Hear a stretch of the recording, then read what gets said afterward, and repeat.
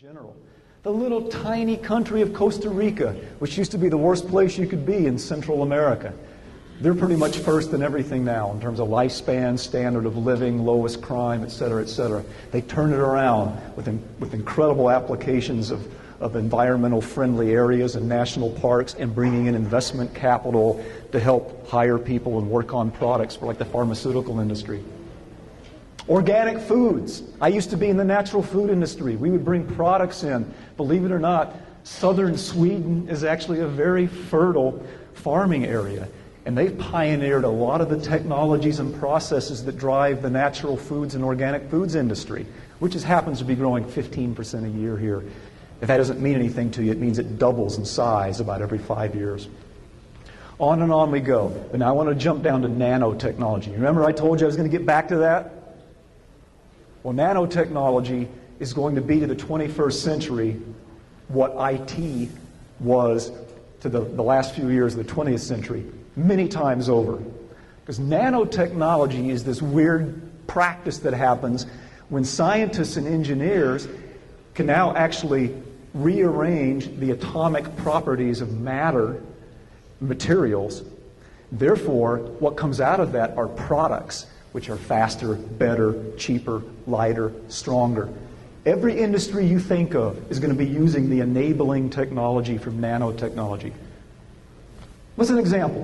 What do I mean by that?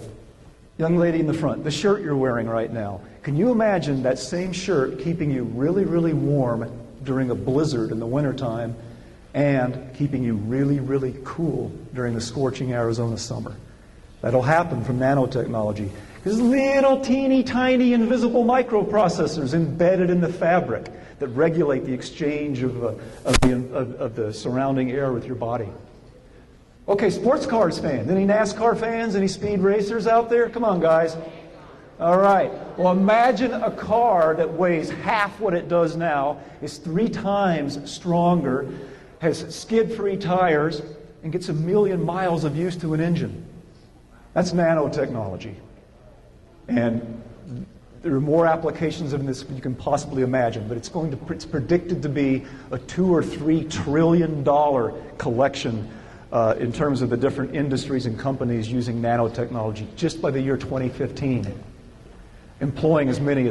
Creating as many as 5 to 10 million new jobs. And you ought to get a load of some of these titles. I can't even say some of them, although I have written a book about it. These are nanotechnology engineers, and they're all in all kinds of strange fields. Okay, so why did I just go and talk about all these global neighbors? Why do we care? I mean, we're America, we're the biggest, the baddest, we're the most innovative, right? Well, let me put this in perspective. I don't care if you are going to go and get an MBA from Stanford and go halfway around the world and work for an international company, or if you're just going to kind of, muddle your way through high school and go across the street and work for a factory in your hometown. Doesn't matter. You are in a global market. All business is global now. Because look who you might be dealing with. You might have your customers, your vendors, your employees. You might have a customer from Brazil. You might have a vendor from South Africa. Your employer might be German. Your employees might be from India. Your partners might be from Australia. Your investors might be from that little tiny company called a little nation or kingdom called Dubai that we can't even find on a map. That's what you're going to be dealing with. It's here now, and it's exciting. And it can be a little scary as well. Okay, so let's take a look now. What are the resources available to you? Who can help you get ready? What are the types of tools and things that you can get a hold of in order to find out more about exciting careers and more about how to be doing business or with with international organizations? Well, first of all, associations. DECA is an association. Like a little secret for you, there's not an industry or even a sub-industry out there that doesn't have an association. They're great for sharing information, for networking, for helping you prepare for interviews, for getting to meet people. By all means, take advantage of any of these professional associations you can. How about the Small Business Association? There's this great group of people, and I've used their services many times. They're called SCORE. the Society of Retired Executives. These are very kind-hearted, helpful, retired executives who come from different fields or different industries, and they're there to help you either know more about a career or get your own business off the ground. Take advantage of them, folks. They're there to help. Now, I know I joked a little bit about Mrs. Jones and career counselors, but they really are good folks. A lot of them really do know a lot, and what's important is they can help you get a hold of the resources you need to study more about careers and jobs. So by all means, if you haven't talked to your high school career guidance counselor, by all means go pay them a visit. You got nothing to lose. Job fairs, career days, another little secret. These aren't just for college students anymore. Some of you may already be attending them at the high school level. Go in there, and can I tell you another little secret? If you're talking to some company in some booth, ask them 3 things they're doing to prepare for the global workplace. If they can't answer, keep moving. They probably ain't going to be around in 5 or 10 years. Okay? Resources, databases. There's a lot of great tools and companies out there. For example, one company that I highlight is named Going Global.